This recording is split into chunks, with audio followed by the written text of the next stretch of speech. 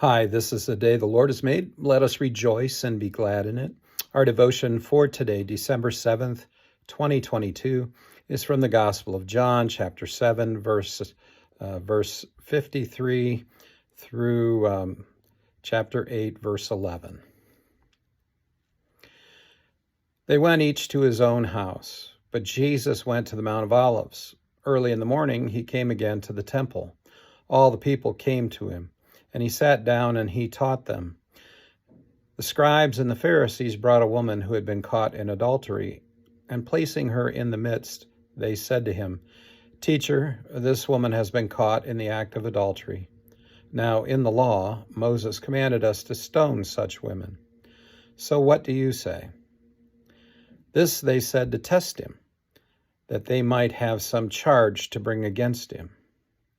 Jesus bent down and wrote with his finger on the ground. And as they continued to ask him, he stood up and he said to them, "Let him who is without sin among you be the first to throw a stone at her." And once more he bent down and he wrote on the ground. And when they heard it, they went away one by one, beginning with the older ones. And Jesus was left alone with a woman standing before him. Jesus stood up and he said to her, "Woman, where are they? Has no one condemned you?" She said, "No one, Lord." And Jesus said, "Neither do I condemn you. And from now on, sin no more." My ESV Bible has our devotional text in brackets, with a note indicating that this particular story was not in the earliest manuscripts discovered after this story was originally compiled in early printed editions of the Bible. In this story, some religious leaders bring to Jesus a woman caught in the act of adultery, which is a violation of the sixth commandment. They don't bring they don't bring to Jesus the man who was involved in the act, which makes it seem like a trap set for the woman. While there is a lot that could be commented on, I'm only going to focus on two things that I think about for today's devotion. First, do you wonder what Jesus was scribbling in the dirt when those religious leaders brought this woman to him?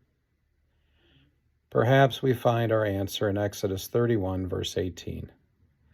And he, God, gave to Moses, when he had finished speaking with him on Mount Sinai, the 2 tablets of the testimony, tablets of stone, written with the finger of God.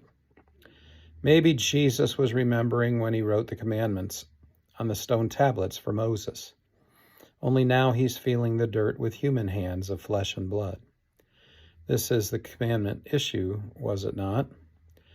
Thou shalt not commit adultery.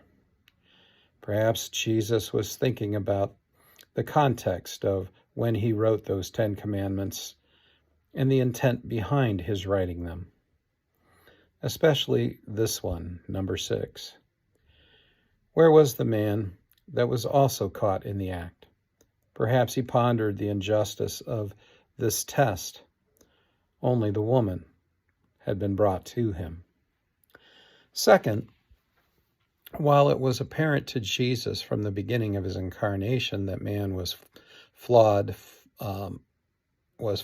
full of sin, the failure of the leaders to provide both parties involved in the act of adultery simply underscores the injustice and sin of those religious leaders who brought her to him. We are all flawed, all tainted by sin, each and every one of us.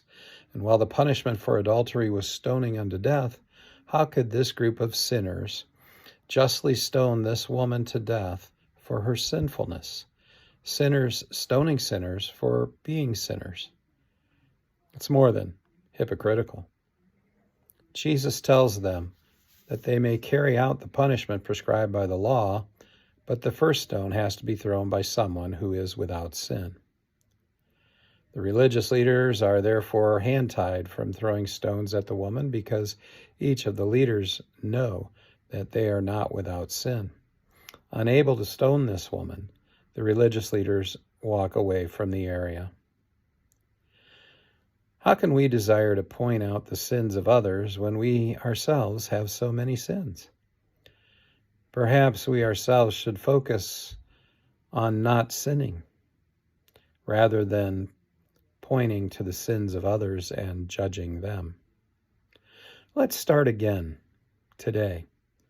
Let's focus on improving ourselves, on our not sinning, rather than judging those who are around us who also sin.